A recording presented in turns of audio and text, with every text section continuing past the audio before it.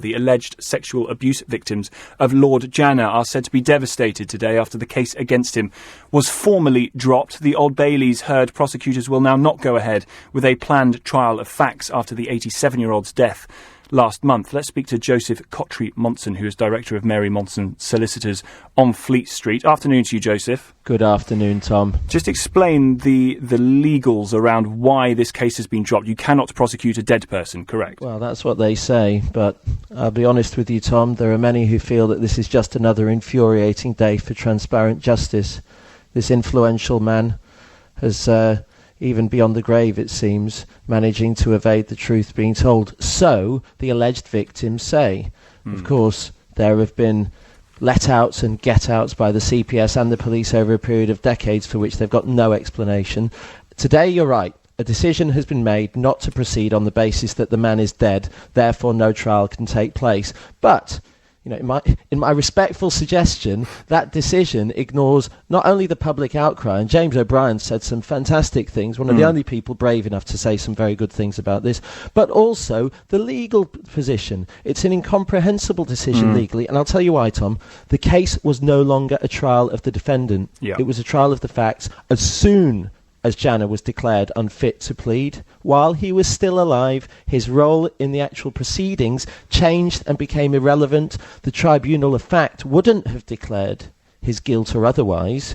It would have given a judgment as to what happened. And, of course, that was very important for two reasons. First of all, it gave many people who claimed that they'd been abused by him in children's homes, different children's homes over a period of decades, as children, an opportunity to have their stories heard and a final acknowledgement of the truth.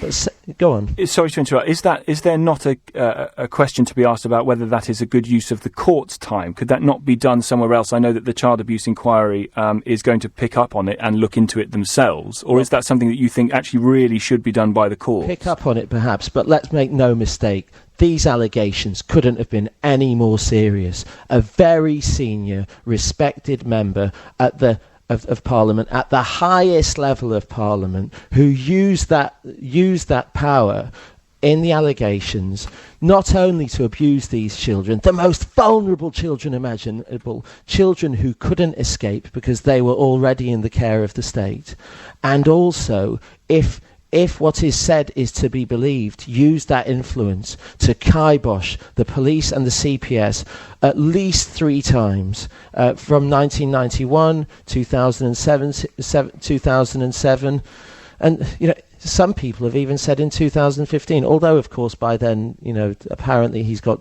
dementia, but there was certainly this Alison Saunders fiasco with allegations of cronyism and a backtrack under the public pressure. To what extent, then, Joseph, briefly, do you believe that this shows that the state, the establishment, whatever that might be described as, has very little appetite for really properly pursuing these kinds of cases? I've got to be very careful, of course, about the things that I say. You know, I'm an officer of the court myself, but, you know what? We like to think as criminal prosecution lawyers, and myself, I'm a criminal defence lawyer, and I actually work in this area, defending people, some of whom are wrongfully accused. We like to think that the system works, and it works fairly, even if it's not perfect. How can we claim, in the context of a fiasco like this, ending in such a dissatisfactory way, how can we claim that that's the case with any real credibility? Stinks, doesn't it? Joseph, thank you. Joseph Kotrie-Monson, Director of Mary Monson Solicitors on Fleet Street. We'll, of course, bring you the latest on that story as it develops this afternoon.